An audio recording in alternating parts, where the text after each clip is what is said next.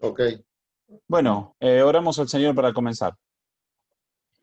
Gracias, Señor, te damos por esta oportunidad que tenemos, como cada semana, para compartir de tu palabra, para aprender, Señor, de tu palabra, de tu voluntad, de tu corazón.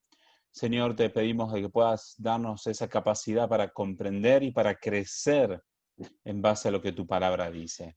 Te pedimos que nos permitas hablar tu palabra tal cual es, que tu Espíritu Santo nos guíe en cada cosa que conversemos, en cada mensaje, en cada idea, en cada pregunta, en cada respuesta. Señor, bendice a cada uno de mis hermanos, que el Espíritu Santo les acompañe y los esté transformando igual que a mi vida también. En el nombre de Jesucristo. Amén. Bien, amén. amén. Bueno, veníamos hablando de varios temas de importancia social, estamos llamando, es como para ponerle un título, debido, digamos, a que son temas que quizás están muy de moda hoy por hoy y el mundo está haciendo mucha fuerza para hablar de estos temas y para empujar hacia ideas o conceptos que consideramos que no son cristianos.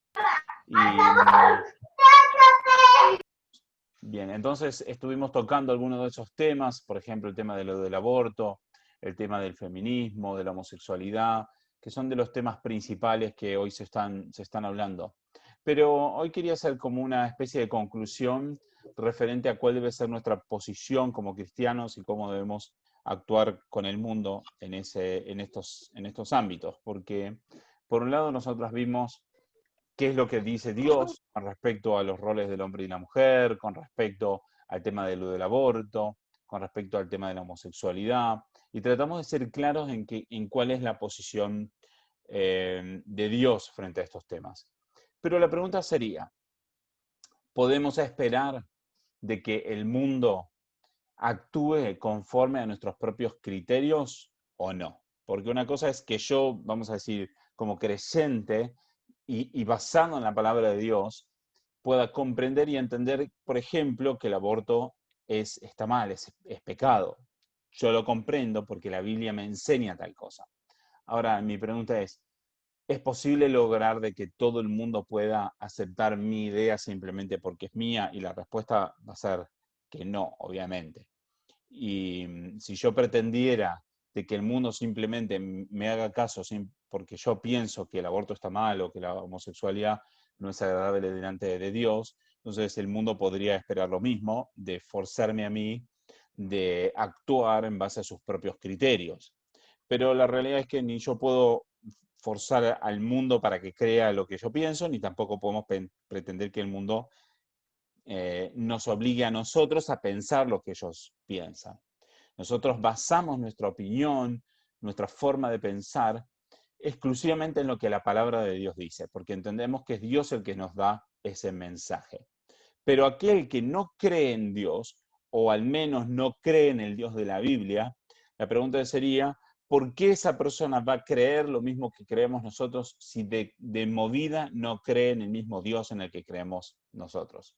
Y referente a este punto, hablamos, cuando comenzamos esta serie, hablamos de lo que sería el tema de la moralidad absoluta versus de una moralidad relativa. O sea, nosotros tenemos una base firme y una opinión unificada de qué es lo que creemos en muchos de los aspectos, porque es la Biblia la que nos dice tal cosa, ¿sí? Ahora, si yo no tuviera la Biblia, entonces el mundo actúa de una forma muy común hoy por hoy, de pensar de que todo es relativo, ¿sí? O la básica idea de hacer lo que sientas, lo que diga tu corazón, y que nosotros entendemos que eso no está bien. Nosotros no hacemos lo que simplemente nosotros sentimos, ni hacemos lo que nos diga nuestro corazón, porque entendemos, como dice la palabra, que engañoso es el corazón, que del corazón surgen los pecados y surgen todas las malas acciones. Del corazón del hombre surgen los malos pensamientos,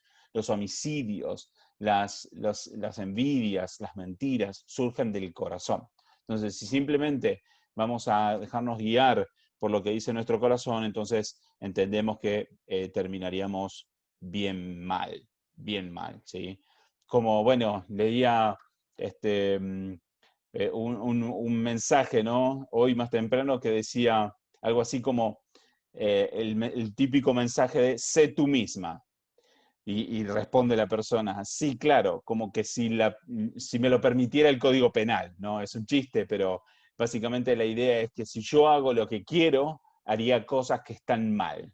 No solamente pueden ser inclusive aún delictivas, si uno hiciera lo que quisiera, ¿sí? Porque más de una vez uno dice, por ejemplo, uy, qué ganas de matar a tal persona por lo que me hizo. Entonces ahí vemos ejemplos de que del corazón surge la maldad. Entonces nosotros no nos dejamos seguir simplemente por el corazón, sino que nos basamos en la palabra de Dios. Y entendemos de que el mundo se está basando en sus propios criterios, en su propio corazón, y que el fin de esos caminos es muerte. Eso es lo que nosotros entendemos. Y para meternos más en el tema, me gustaría mostrarles algunos versículos bíblicos y voy a compartir mi pantalla para que se puedan ir viendo los versículos. Y vamos a comenzar con versículo de Efesios capítulo 2, versículo del 1 al 3, y vamos a recalcar algo que veníamos hablando en la primera serie, ¿sí? Y dice así: Él les dio vida a ustedes cuando estaban muertos en vuestros delitos y pecados, en los cuales anduvisteis en otro tiempo según la corriente de este mundo, conforme al príncipe de la potestad del aire, el espíritu que ahora opera en los hijos de desobediencia, entre los cuales también todos nosotros en otro tiempo vivíamos en las pasiones de nuestra carne, satisfaciendo los deseos de la carne y de la mente, y éramos por naturaleza hijos de ira, lo mismo que los demás. Fíjense lo que dice este versículo, que nosotros en otro tiempo vivíamos según qué, las pasiones de nuestra carne, satisfaciendo los deseos de nuestra carne y de nuestra mente. De esta forma vive el mundo. Vive siguiendo sus propias pasiones, sus propios deseos, ¿sí? Y que éramos, dice, por naturaleza hijos de ira. O sea, el mundo hoy por hoy es por naturaleza hijo de ira y recibirá condenación. ¿Por qué? Porque vive de acuerdo a sus propias pasiones, a sus propios deseos, ¿sí? Esa es la corriente de este mundo. Esa es la corriente de este mundo, que lo vemos claramente, que es guiado por la potestad del aire, que está haciendo una referencia a Satanás, ¿sí? Entonces, nosotros no vivimos según la corriente de este mundo, sino que vivimos según Dios. ¿Por qué? Porque Dios nos dio vida a nosotros. Cuando antes estábamos muertos en nuestros delitos y pecados, ahora tenemos la vida que Dios nos dio. También dicen Romanos 8, dice así. Ángel, ¿querías hacer alguna pregunta? Si no te pongo en silencio, sé que se escucha mucho el ruido de fondo. No, dale. Okay. Gracias. Dice Romanos 8, 6 al 8, dice así: porque la mente puesta en la carne es muerte, pero la mente puesta en el espíritu es vida y paz. Ya que la mente puesta en la carne es enemiga de Dios, porque no se sujeta a la ley de Dios y ni siquiera puede hacerlo. Y los que están en la carne no pueden agradar a Dios. Aquí este versículo lo que está diciendo es que el mundo, como no conoce a Dios y no cree lo que Dios dice y no cree en la palabra de Dios, entonces tiene su mente puesta en las cosas de la carne y por lo tanto es enemiga de Dios. Y no solamente que es enemiga de Dios, sino que ni siquiera puede sujetarse a la ley de Dios. No puede, no puede. Por más esfuerzo que haga el mundo por tratar de agradar a Dios por sus propios medios, es imposible que el mundo pueda comprender y obedecer la ley de Dios. Es imposible. Entonces, desde nuestra perspectiva como cristianos que creemos y entendemos la palabra de Dios, tenemos que comprender de que el mundo, por ser mundo, jamás va a poder sujetarse a la ley de Dios por propia voluntad. No puede.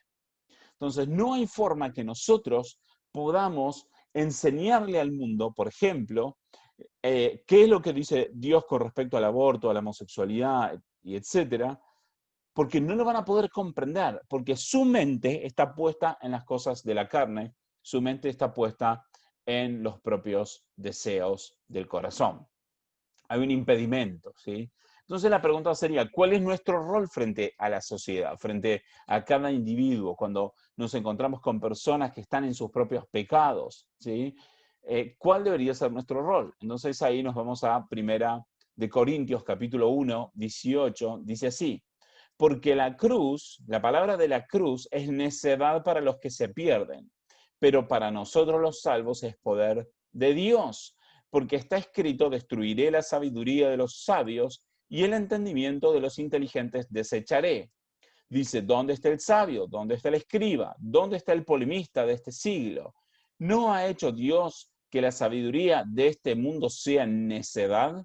Porque ya que la sabiduría de Dios en el mundo no conoció a Dios por medio de su propia sabiduría, sino que agradó a Dios mediante la necedad de la predicación salvar a los que creen. El punto de aquí es de que para Dios, mejor dicho, para los hombres, la palabra de la cruz, o sea, el mensaje del Evangelio, lo que hizo Cristo en la cruz por nosotros, es como una necedad porque no lo pueden comprender. No lo pueden comprender. Pero también está diciendo de que lo más necio de Dios es más sabio que lo sabio del mundo. O sea, la palabra de Dios es más sabia que todo lo que haga el mundo. Y dice que Dios hizo que la sabiduría del mundo se transforme en necedad. Lo que parece sabio del mundo es necio para Dios, es necio. Pero dice algo más, que Dios en su propia sabiduría determinó que el mundo no pueda conocer a Dios por medio de la sabiduría. O sea, no es por la sabiduría humana que las personas pueden llegar a conocer a Dios, entender a Dios y hacer la voluntad de Dios. La sabiduría humana no les permite a los seres humanos acercarse a Dios, sino que a Dios le agradó, ¿qué cosa? Salvar a los que van a creer por medio de la predicación, aunque al mundo le parezca necio. Entonces, ¿cuál es nuestro rol como cristiano? No es tratar de hacer de que el mundo comprenda la ley de Dios para que se ajuste a la ley de Dios a la fuerza o por imposición o por insistencia. Es imposible, porque no vamos a tener argumentos que ellos los vayan a considerar sabios. ¿Por qué? Porque su entendimiento está entenebrecido, tienen su entendimiento embotado, no pueden comprender la sabiduría de Dios, es imposible. Entonces, ¿qué es lo que nosotros debemos hacer? Es predicar, ¿qué cosa? El Evangelio, predicar la cruz de Cristo. O sea, nuestro trabajo no tiene que ser entonces tratar de convencer al mundo de qué cosa Dios le agrada y qué cosa a Dios no le agrada, sino que nuestro objetivo tiene que ser predicar a Cristo. Cuando la persona recibe la predicación de Cristo, si cree en Cristo, entonces después, ¿qué es lo que pasa? Dios salva a la persona y al salvar a la persona puede empezar a comprender la palabra de Dios porque ahora es Dios el que guía a la persona. Nosotros como seres humanos no podemos convencer a nadie. Lo que nosotros podemos hacer es simplemente predicar el Evangelio. ¿Predicar qué cosa? Lo que hizo Cristo por nosotros. ¿Y qué es lo que hizo Cristo por nosotros? Es que Dios se hizo el hombre para venir al mundo y entregar su vida en la cruz para morir por nuestros pecados y resucitar para darnos vida eterna. Eso es lo que nosotros tenemos que predicar, es la cruz de Cristo. Este es nuestro objetivo. ¿Sí? Fíjense, versículos 22 y 23, fíjense lo que dice. Porque en verdad, dice, los judíos piden señales y los griegos buscan sabiduría. Pero nosotros, ¿qué hacemos? Predicamos a Cristo. ¿Y a Cristo cómo? Crucificado. ¿Eso qué quiere decir? Que nosotros predicamos que Cristo murió en la cruz por nosotros. Para los judíos es como una piedra de tropiezo que les hace caer. Y para los gentiles parece una necedad. Pero para los llamados, o sea, a nosotros, tanto a los judíos como a griegos y a todo el mundo, es Cristo, es poder de Dios y sabiduría de Dios. porque la necedad de Dios es lo que decías antes, es más sabia que los hombres y la debilidad de Dios es más fuerte que los hombres. Esta es la idea. Fíjense, entonces nuestro objetivo, ¿qué tiene que ser? No es tratar de confrontar al mundo con sus pecados simplemente, sino es predicar a Cristo. Este es el mensaje que nosotros debemos transmitir. Ahora, no alcanza simplemente con... O sea, el punto es este. Muchas veces se dice de que el creyente, si cree en Dios, debe ser amoroso. Y se utiliza ese argumento para decir de que nosotros como cristianos debemos amar a todos y que debemos amar al pecador y que debemos amar al ladrón como al homosexual y que debemos amar a todos. Y en un aspecto eso es cierto. Nosotros como cristianos debemos amar a todo el mundo. Pero no alcanza simplemente con amar a la persona. No es un amor, como diríamos, no es un amor necio que acepta todo, sino que es un amor que confronta con la palabra de Dios. El Evangelio de Jesucristo siempre fue, como lo vemos en Hechos capítulo 3, fíjense lo que dice.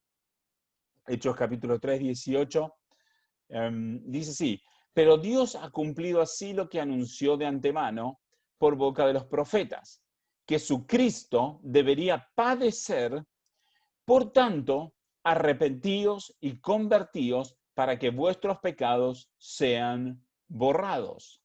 Este es el mensaje entonces que nosotros predicamos. Es de que Cristo, ¿qué pasó? Padeció, o sea, murió en la cruz, se entregó, se sacrificó por nosotros. Y como Cristo se sacrificó por nosotros, entonces el mensaje que nosotros predicamos es arrepentimiento y conversión.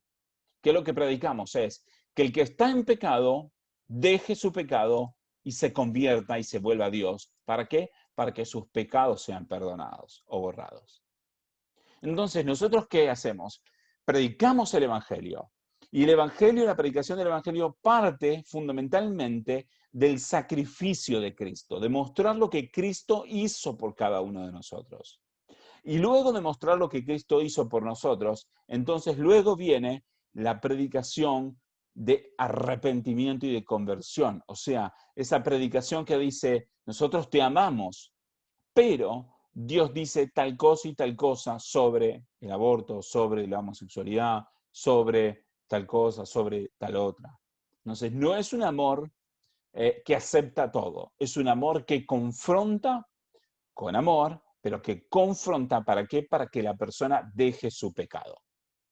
Ahora, nosotros lo hacemos con amor. ¿Por qué lo hacemos con amor? Porque como leíamos antes nosotros estábamos en nuestros pecados. Fíjense, volvemos a Efesios 2. Dice, Él nos dio vida a nosotros que estábamos muertos en nuestros propios delitos y pecados. Entonces, cuando yo voy a predicarle el Evangelio a una persona que está en pecado, sea un pecado, vamos a llamarle leve o un pecado grave, voy a predicarle sabiendo que Dios a mí me rescató del pecado en el que yo estaba antes. No voy a predicarle como diciendo, oh, yo soy perfecto y entonces vos estás mal y tenés que cambiar. No, sino que voy sabiendo que a mí Dios me perdonó cuando yo estaba en mi pecado, entonces te puedo predicar con amor, pero es un amor que confronta y que muestra primero los sacrificios de Cristo, que Cristo se entregó por nosotros y padeció en la cruz por cada uno de nosotros, pero que junto con eso entonces hace un llamado al arrepentimiento y a la conversión. Entonces volvemos a esto, a esta idea, que el mensaje del Evangelio siempre es arrepentíos y convertíos. Entonces nosotros, ¿cómo nos presentamos frente a este tipo de personas que estén en su pecado? Es, te amamos, pero Dios quiere que cambies. Y esto está basado en ¿qué? En que Cristo entregó su vida por vos. Esa es la idea. Ahora, esto es referente a cómo es nuestro trato uno a uno con las personas. Hay personas que están en la homosexualidad quizás, o que han abortado, o que están en otros tipos de pecados fuertes, ¿sí? Entonces, este es el mensaje que nosotros tenemos que darle. Ahora, frente al gobierno nos encontramos en una situación diferente. Y vamos a leer qué es lo que dice la palabra de Dios referente a nuestro trato con el gobierno. Ejemplo, ¿qué pasaría si el gobierno establece, por ejemplo, se aprueba la ley del aborto? ¿O qué haríamos, por ejemplo, si el gobierno fuerza, por ejemplo, el tema de dar, o qué hacemos, porque eso ya está en práctica, por ejemplo, el tema de la educación sexual en las escuelas, ¿sí? Entonces vamos a ver un poquito qué es lo que dice la palabra de Dios con respecto a las autoridades. Dice Romanos capítulo 13, versículo 1, dice así: sométase toda persona a las autoridades que gobierna, porque no hay autoridad si no es de parte de Dios, y las que existen por Dios son constituidas.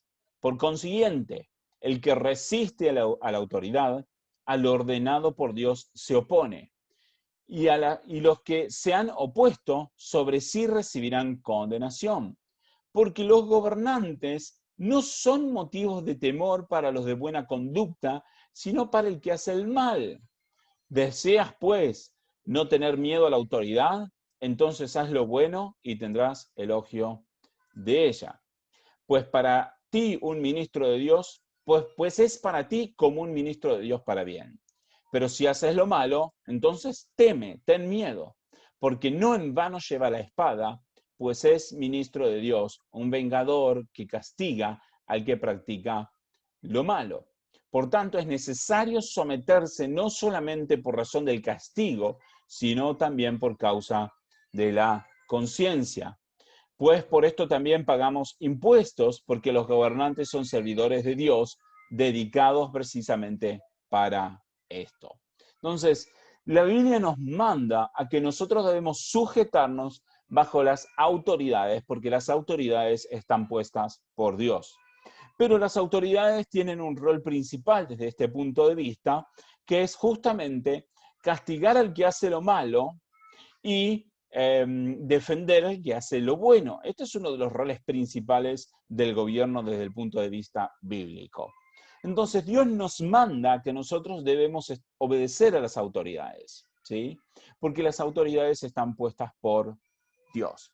Entonces nosotros tenemos una responsabilidad y fundamentalmente esta responsabilidad implica que nosotros debemos hacer lo bueno.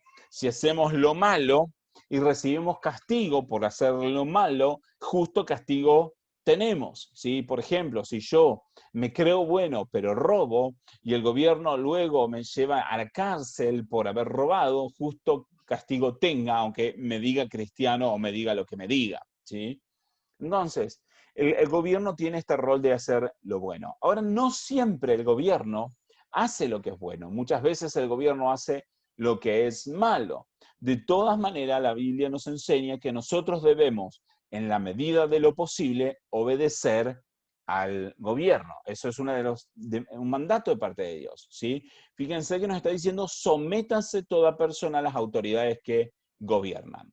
Ahora, el gobierno, por ejemplo, aprueba el aborto, o hay debate sobre el aborto.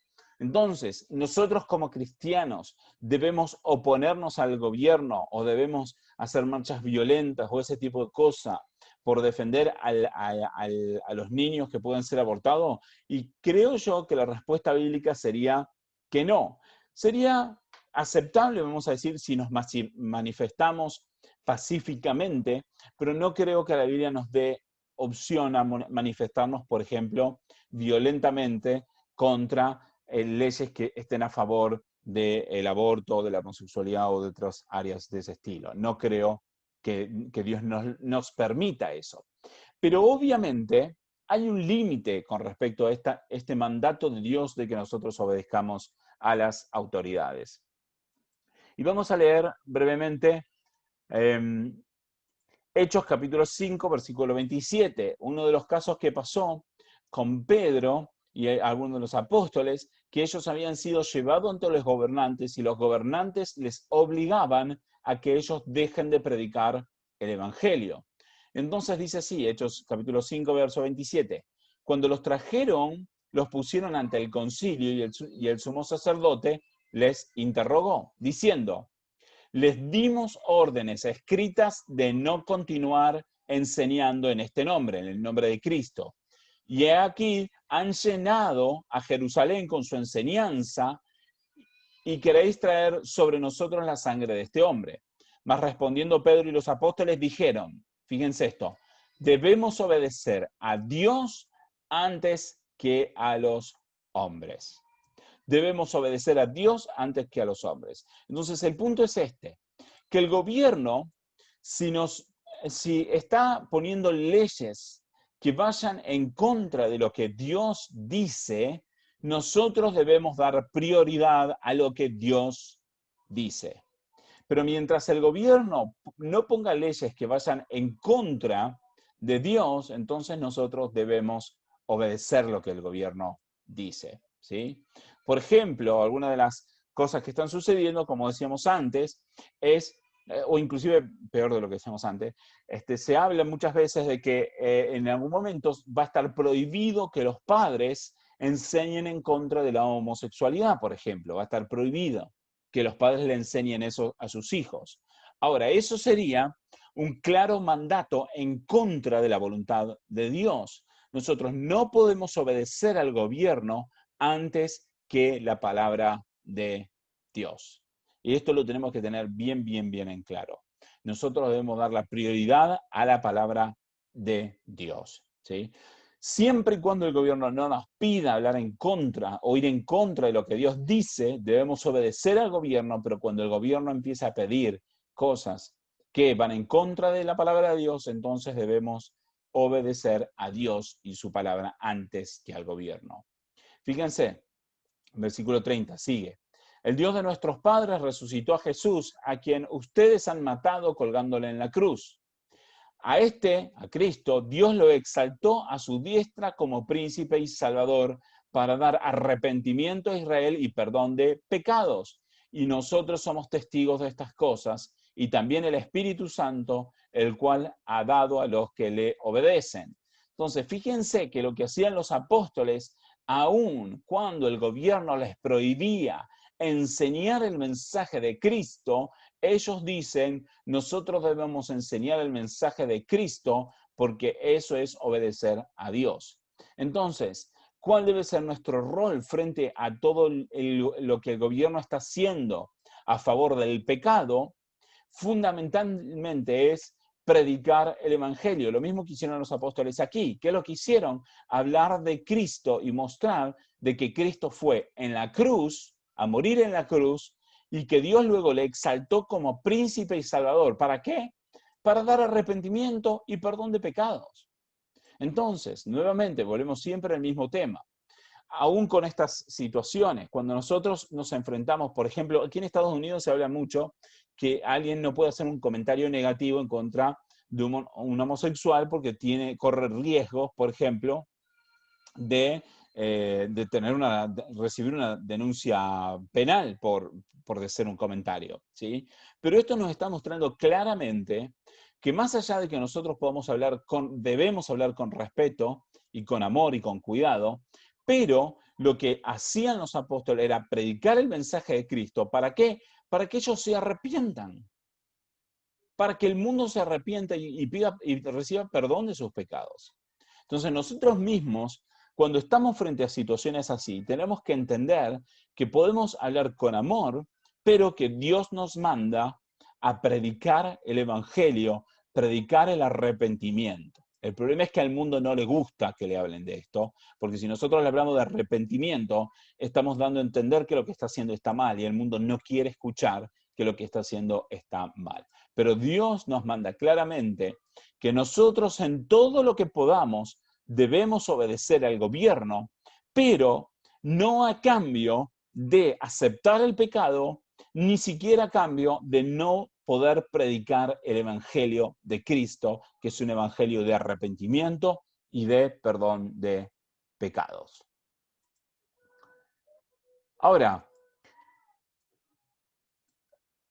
esta es un poco la idea, pero la pregunta sería, ¿qué debemos hacer cuando el gobierno se extralimita? ¿Sí? Una de las cosas que está haciendo el gobierno, es como hablábamos antes, es tratar de cada vez más quitarle a los padres la capacidad de educar a sus propios hijos. Y en ese límite nosotros no podemos aceptar. Nosotros debemos predicarle y enseñarle a nuestros hijos lo que la palabra de Dios dice y qué es lo que Dios llama pecado y qué es lo que a qué cosas Dios les dice que son buenas, ¿sí? Que el mundo ha cambiado, les dice bueno a lo malo y malo a lo bueno, y nosotros debemos ser bien claros en este aspecto.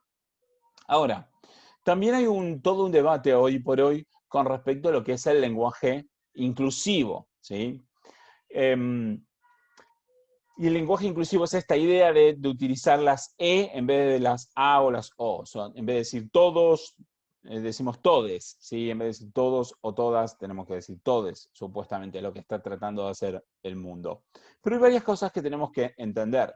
Número uno es que el lenguaje no es algo que se impone por el gobierno. El gobierno no puede imponer el lenguaje. El lenguaje se desarrolla de forma natural en base a la sociedad, ¿sí? No, entonces, si el gobierno intentara, por ejemplo, definir por ley de que se debe usar tal o cual forma, tal o cual palabra, entonces nosotros debemos oponernos a esto, porque el lenguaje, aún desde el punto de vista humano, es de que el lenguaje es formado en base al mismo criterio de la propia sociedad y no puede ser impuesto por ningún tipo de gobierno. Entonces, nosotros no debemos aceptar ninguna clase de lenguaje impuesto que nos indique cómo le podemos decir a los hombres y cómo le podemos decir a las mujeres, ¿sí? Humanamente está aceptado de que a los hombres se le dice con la O, a las mujeres se les dice con la A, las palabras se ponen con A, el género masculino, el género femenino del lenguaje, y que cuando se habla de todos, se utiliza la O como para los hombres. Es algo de que prácticamente en toda la historia de la humanidad se usa así. Si ahí veo que Malvina dice está escribiendo, dice también se usa, por ejemplo, poner la X cuando se ha escrito, en vez de poner chicos o chicas, ponen chic, X, S, y también son formas en donde lo que se está tratando de hacer es quitar el género al lenguaje.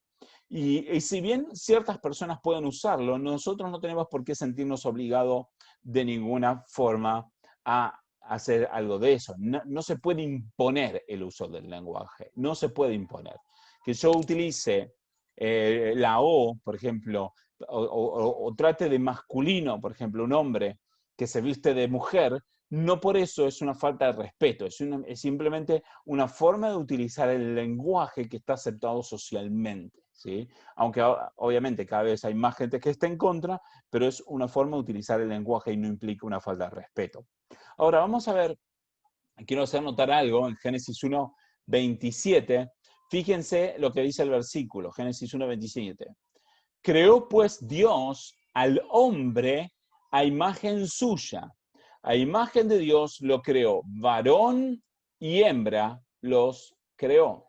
Fíjense que aquí en este versículo Dios está utilizando la palabra hombre para referirse tanto a Adán como a Eva. Está utilizando la palabra hombre de forma inclusiva para poder incluir tanto a hombres como a mujeres, que es lo que el mundo hoy por hoy estaría en contra, ¿sí? Y fíjense cómo Dios aclara, dice, Dios al hombre lo creó, al hombre a imagen suya.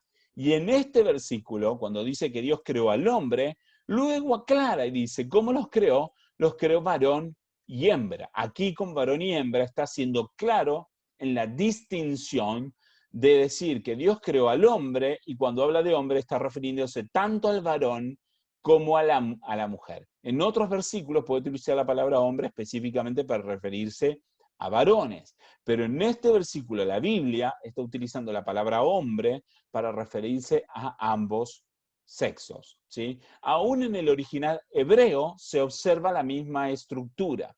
Si vemos en el original, en donde dice la palabra hombre, aquí utiliza la palabra Adam.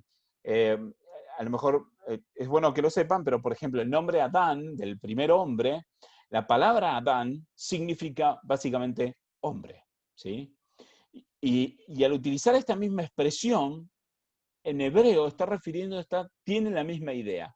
que Dios utiliza la palabra para hombre para referirse, en este caso, a toda la humanidad. Entonces, aún vemos que la Biblia tiene esta idea de utilizar los masculinos para referirse a toda la humanidad. Entonces, eso lo podemos comprender de que está puesto por Dios y no es simplemente una construcción social como nos quieren hacer creer, sino que aún Dios estableció esa forma de comunicarnos en el lenguaje. Bien, ahora, ¿qué pasa en los casos particulares? Si entendemos de que nosotros no podemos dejar que se nos obligue de forma general a utilizar lenguaje inclusivo, ¿no? Pero ¿qué tenemos que hacer, por ejemplo, cuando nos encontramos con un hombre que está vestido de mujer o con una mujer vestida de hombre y que se quieren hacer llamar con el sexo opuesto de lo que realmente son? Y la verdad que es una buena pregunta, porque hay veces que las reglas generales no aplican tan bien para casos particulares. Pero ahora, ¿qué pasa? Para el mundo, si yo, por ejemplo, un hombre que se viste de mujer, si yo a esa persona lo trato como hombre, por más que se crea mujer, para el mundo ellos lo ven como una falta de respeto. Pero imagínense de que nosotros a los perros les decimos perro, y eso no es una falta de respeto. Estamos diciéndole lo que son. Más allá de cómo se pueda sentir o no el perro, pero nosotros les decimos a las cosas, los llamamos por lo que son, fundamentalmente. Y no es irrespetuoso decirle a un perro, perro. Sería irrespetuoso si yo a un hombre le llamara perro, porque no es un perro, es un hombre. Pero no es irrespetuoso que yo a un hombre lo trate como hombre, por más de que se vista como mujer. No es irrespetuoso. El respeto no tiene que ver con cómo la persona se sienta, tiene que ver con si yo estoy llamando a las cosas como son, por el nombre que tienen o no. ¿Sí? Ahora, si yo quisiera usar el lenguaje inclusivo o llamar a este caso de un hombre vestido como mujer, la tratara de mujer o lo tratara de mujer, lo que estaría indirectamente es aceptando que lo que está haciendo está bien. Pero entonces, como veíamos antes, no puedo aceptar que lo que está haciendo está bien. Puedo amar tu vida, o la vida de esa persona, o puedo respetarla, puedo comprender que puede haber miles de situaciones, que puede estar herida, puede estar dolida, pero no por eso tengo que aceptar que lo que está haciendo está mal. Si yo utilizo, me comunico con esa persona, con el lenguaje que la persona espera que yo me comunique, estoy indirectamente aceptando su pecado. Y eso es algo que nosotros tenemos que tener cuidado de no hacer. Todo lo contrario, lo que nosotros aquí hacemos, es decir, Cristo padeció, murió en la cruz por vos, por tus pecados, ¿sí? Pero tenés que arrepentirte. ¿Sí? Y si no están dadas las situaciones para que yo le predique a esa persona, está bien, pero tenemos que tener cuidado de no aceptar el pecado llamándole a la persona de la forma que quiera ser llamada, simplemente. Ahora, piense esto, que yo me sienta de una determinada forma no puede ser una imposición para los demás para que me traten de la forma en que yo quiero. Ejemplo, si una persona, vamos a poner un ejemplo suave, vamos a empezar con una persona suave.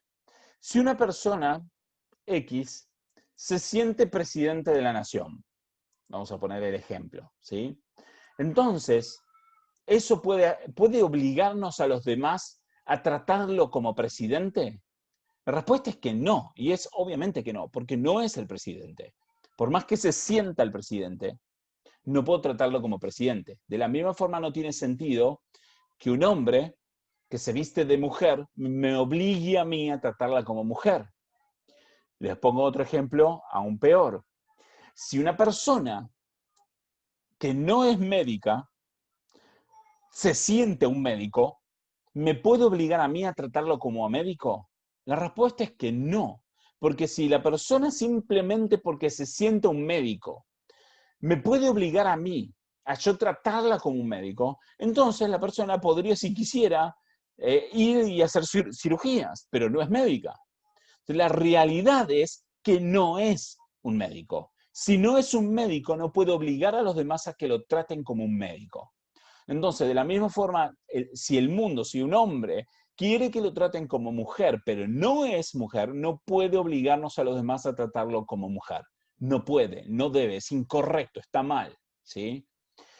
Aún más, ¿por qué estoy haciendo estos ejemplos que aunque parezcan tontos, ¿no? Si alguien se sintiera como un médico y ustedes me van a decir, pero ¿quién se va a sentir como un médico? La realidad es que, por ejemplo, en Argentina hubo un caso, y sé que en otros lugares hay también, de un hombre, por ejemplo, que decía que se sentía mujer con el objetivo de que lo jubilen 5 años antes. Entonces, ¿cuál es el objetivo ahí? La persona está tratando de engañar al Estado para sacar un beneficio personal. Pero no hay forma de debatir eso si nosotros aceptamos que todo el mundo debe ser tratado como quiere. Entonces no hay forma de frenar a una persona que simplemente se dice mujer porque quiere jubilarse antes. No hay forma, no hay argumentos, ¿sí? O aceptamos tratar a la gente como quiere sentirse o no lo aceptamos. Si no lo aceptamos, estamos en el camino seguro porque podemos tratar a la gente por lo que son y no por lo que sienten. ¿Sí? Ahora, si aceptamos a la gente tratar como quieren ser tratados, entonces, ¿dónde está el límite? ¿Dónde está el límite? ¿Cómo prevenimos todo tipo de injusticias? ¿Se entiende? O inclusive, ya esto está pasando mucho, en deportes de mujeres, por ejemplo, ya hay hombres que son travestis, que se visten como mujer y viven como mujeres y que compiten contra mujeres y obviamente tienen una ventaja competitiva. ¿Por qué? Porque son físicamente hombres y tienen una ventaja competitiva porque muchas veces tienen más fuerza, más resistencia y eso es una cuestión de injusticia. Y el mundo dice que es injusto si no aceptamos que un travesti compita con las mujeres, pero la realidad es que es injusto tratar a un hombre que se viste como mujer, tratarla como mujer, porque eso es lo injusto, ¿sí? Para ir más allá, aún la pedofilia, piense esto, hay hombres, o puede ser hombres o mujeres, ¿no? Pero hay personas que dicen que se sienten como niños o como adolescentes, ¿sí? Entonces, el punto sería, por ejemplo, si un hombre mayor de edad, 40 años vamos a suponer, ¿sí? Por ejemplo, vamos a poner un ejemplo, comete un asesinato o un robo, y cuando se lo va a juzgar, la persona dice, no, yo me siento como un niño de 15, no, soy inimputable porque soy menor de edad. ¿Se entiende el punto? Esto está empezando a ocurrir en muchos lugares. Hay gente que está utilizando este tipo de cosas. Aún, por ejemplo, para ir más allá, hay personas que utilizan este tipo de argumentos, por ejemplo, para tener relaciones con menores de edad. ¿Sí? Porque hay mucha gente que tiene estos intereses sexuales con los menores de edad, por ejemplo. Y si se están utilizando estos argumentos, ¿para qué? Para abusar sexualmente de menores de edad. Es como que, vamos a decir, si un hombre mayor quiere tener relaciones con una niña de 15, entonces, ¿qué dice? Yo me siento de 15 años, entonces de última somos dos menores de edad. Se está empezando a utilizar estos argumentos. O simplemente el argumento de decir, hay personas que sienten atracción por los niños menores y debe entenderse esa atracción. De hecho, hay una organización actualmente en Estados Unidos que se llama NAMBLA, que esa organización es básicamente la organización de el amor al niño, el amor al joven. ¿Sí? Es la Asociación Norteamericana del Amor entre el Hombre y el Muchacho, básicamente. Y entonces, ¿qué es lo que ellos dicen? Y lo que dicen es que hay muchas personas que simplemente se sienten atraídos por los menores de edad y que eso no tiene que ser un problema. Fíjense ese punto. Entonces, si alguien acepta, si nosotros aceptamos simplemente que un hombre porque quiere ser hombre o porque quiere ser mujer, le tengamos que vernos forzados a tratarla como mujer, entonces luego vamos a tener que aceptar de que hay personas que simplemente van a decir yo tengo atracción por los menores y está bien que sea así, ustedes me lo tienen que aceptar. Fíjense, no hay límites. Entonces, voy al punto que arrancábamos. Nosotros no podemos imponerle al mundo nuestras ideas. No podemos. pero el mundo tampoco debería imponernos a nosotros sus ideas. Y nosotros tenemos que tener bien en claro de cuál es la palabra de Dios y cuál es la voluntad de Dios y marcar un límite claro de decir, nosotros esto no lo vamos a aceptar. Y nosotros obedecer al gobierno lo máximo posible siempre y cuando no nos vea forzados a pecar nosotros o aceptar el pecado y mucho menos a que nos obligue a no educar a nuestros hijos en los caminos del Señor. Porque la realidad es que los niños son manipulables. Y si nosotros hoy no ponemos ciertos límites con nuestros propios hijos o con los hijos en general, la sociedad que hoy es niña, pero que el día de mañana va a ser adulto, si no empezamos a poner límites, entonces el mundo va a arrasar con todo. Y nosotros en este aspecto tenemos que ser bien claros. Bien claro. Tarde o temprano, el gobierno va a querer imponer cada vez más cosas. No solamente educación sexual en la escuela, sino que nos va a prohibir enseñar en contra de la homosexualidad, o nos va a prohibir enseñar en contra del aborto, o nos va a obligar a enseñarle a nuestros hijos a favor, inclusive hasta de la pedofilia, ¿sí? Es solamente cuestión de tiempo. O inclusive cada vez más se da más autoridad a los niños para que denuncien a sus padres si sus padres no están haciendo lo que los niños quieren. Fíjense, es tremendo, ¿sí? Cada vez es más difícil ponerle límites a los hijos y educar a los hijos, porque aún los hijos están siendo bombardeados con propaganda y con ideas donde capacitan al niño para defenderse en contra de sus propios padres. Obviamente habrá casos en donde hay padres abusivos, y eso lo entendemos, está claro. Pero también tenemos que tener en claro que los padres que están en el Señor tienen que tener la posibilidad de criar a sus hijos en los caminos del Señor. En el futuro las cosas van a ser cada vez peor. Y referente a este punto, con respecto a cómo tratamos entonces a nuestros hijos, ¿sí? Fíjense que hablamos primero con respecto a la sociedad, con respecto a cada uno de los individuos frente a los que nos encontramos, qué pasa si están en su pecado, y bueno, entonces con amor, pero les predicamos a Cristo y les predicamos arrepentimiento y conversión. Con el gobierno obedecemos las leyes que pongan siempre y cuando no nos obliguen a pecar o siempre y cuando no nos obliguen a aceptar el pecado, ni nada por el estilo. ¿Sí? Estamos hablando de cómo nos comportamos en la sociedad frente a estas enseñanzas que nosotros consideramos totalmente pecaminosas, ¿sí?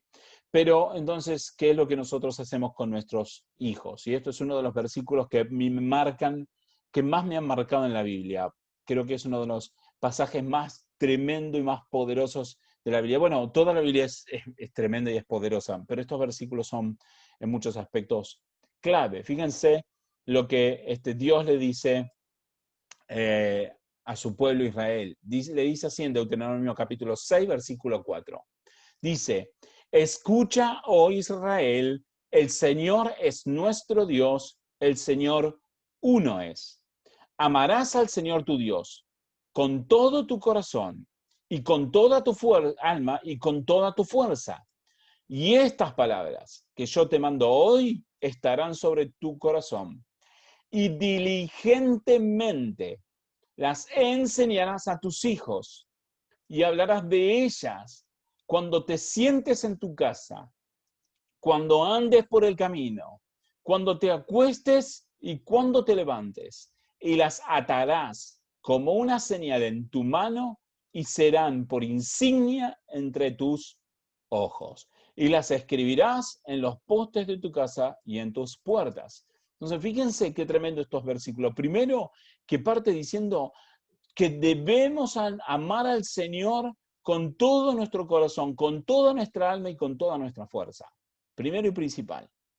Que si nosotros rechazamos el pecado, si nosotros rechazamos la homosexualidad, si nosotros rechazamos el aborto, si nosotros rechazamos todas estas cosas que la pedofilia, todas estas cosas que el mundo hoy por hoy está promoviendo, las rechazamos. ¿Por qué? Porque amamos al Señor nuestro Dios con todo nuestro corazón, con toda nuestra alma y con toda nuestra fuerza.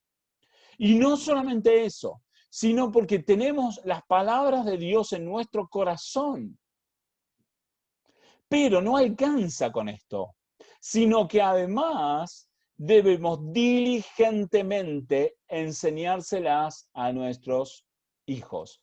Ahora, no solamente quiero que piensen en esta frase de enseñarle a nuestros hijos para enseñarle a sus propios hijos, sino también como sociedad que se los enseñamos a la próxima generación. No es solamente yo como padre a mis propios hijos, sino es de los adultos a la nueva generación y de la nueva generación a la siguiente y así, ¿sí?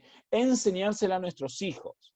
Entonces, nosotros tenemos una responsabilidad frente a todos los ataques del mundo que vienen contra nuestros hijos para enseñarles cosas de pecado, es fundamentalmente enseñarle que amar a Dios, y no solamente amar a Dios, sino enseñarle todas las palabras de Dios, para que también las palabras de Dios estén en su corazón. Ahora, ¿por qué muchas veces no le enseñamos a nuestros hijos la palabra de Dios? Porque las palabras de Dios no están en nuestro corazón. ¿Y por qué las palabras de Dios no están en nuestro corazón? Porque ni siquiera la leemos. Entonces, los animo a que si usted tiene duda de cómo educar a sus hijos, para que sus hijos estén prevenidos frente a todos los ataques del mundo, y entonces usted tiene que leer, estudiar la palabra de Dios y enseñársela a sus hijos. Fíjense que no es solamente enseñarle a los hijos, sino que es enseñarlas diligentemente. No solamente que hay que enseñarla diligentemente, sino hasta el cansancio, porque fíjense que dice que vas a estar hablando de la palabra de Dios. Cuando te sientes en la mesa para comer, por ejemplo, cuando estés de camino, cuando van a pasear, cuando van a hacer cosas con los hijos, cuando te acuestes, cuando te vayas a dormir, cuando acuestes a tus hijos y por la mañana cuando te levantes. Enseñársela a la mañana, a la noche, en la comida, de camino, en todo tiempo, enseñarle a nuestros hijos todo el tiempo la palabra del Señor. Pero más de eso, fíjense, que dice, las atarás como una señal en tu mano. O sea, está hablando, por ejemplo, con colgada, así la palabra de Dios. También que a lo mejor hoy por hoy no se utiliza ese tipo de cosas así, que quizás en aquel momento sí, ¿sí? Dice, serán por insignias ante tus ojos, pero lo que está hablando de esto es de que los hijos ven que la palabra de Dios está todo el tiempo en la vida de los padres. Y las escribirás en los postes de tu casa y en tus puertas, como muchos usan, por ejemplo, tener versículos bíblicos pegados con algún cuadrito en las puertas, en las paredes. Es muy bueno eso, pero no es simplemente pegar unos cuadritos, es el conjunto completo. Es amar al Señor con todo nuestro corazón. Es tener las palabras de Dios en nuestro corazón también.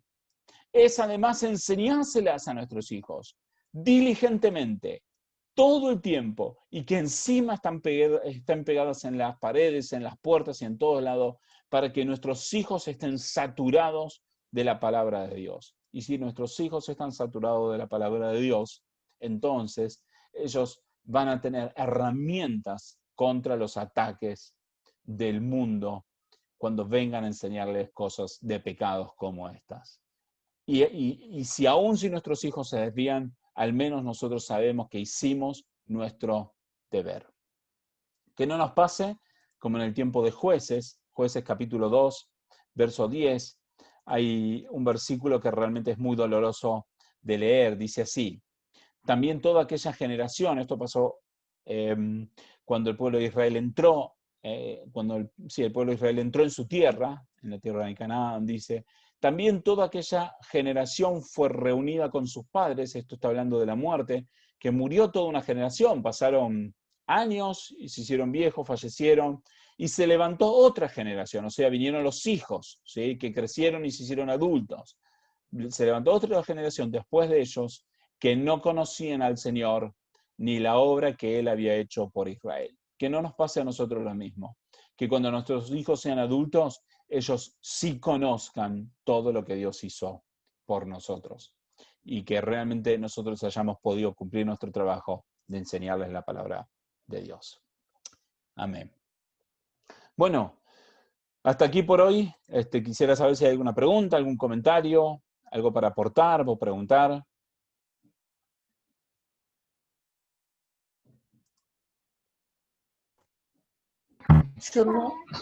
No. Buenísimo. Bueno, ok, entonces vamos a dar por concluido ahí, si no hay ninguna pregunta, pero los animo a que ustedes puedan empezar también por sus propios medios a leer la Biblia, a leerla con detenimiento, a preguntar, siéntanse libres de cada vez que nos encontremos, que nos juntemos a preguntar, a compartir sus ideas, sus preguntas, las cosas que no se entiendan, pero que los animo a que puedan leer la Biblia con todas sus fuerzas y con todo su corazón también. Amén. Amén. Bueno, Ok. ¿Cómo hago para salir de ahí? oramos al Señor entonces. Gracias. Bueno, gracias te damos, Señor, por este tiempo que hemos podido compartir. Gracias porque hemos podido compartir tu palabra. Y te pedimos, Señor, que nos des sabiduría frente a todos los ataques de este mundo, para que realmente podamos tener bien en claro cuál es tu voluntad, cuál es tu propósito, que nos ayudes a predicar el Evangelio a todas las personas. Señor, pero especialmente que nos ayudes a predicarle a nuestros propios hijos, o a los niños que vemos, Señor, para que ellos también puedan conocerte, puedan conocer tu palabra, y que se levante una nueva generación dentro de unos años que sea fuerte y firme en los caminos del Señor. Señor, también te quiero pedir que bendigas a cada uno de los que están hoy reunidos conmigo, que los bendigas, que los guardes y que los acompañes también durante toda esta semana. En el nombre de Jesucristo. Amén. Bueno. Amén. Un gusto haber podido compartir con ustedes. Les pido disculpas por el cambio. Les pido disculpas por el cambio de día. Se me va a hacer difícil para el jueves, pero nos reunimos la semana siguiente, de nuevo en el día y horario habitual, y los animo a que tengan una linda semana. Dios les bendiga muchísimo. Gracias, igualmente. Chao. Chao, Bendiciones. Chao, Gaby. Chao, Chao, chao. Damián.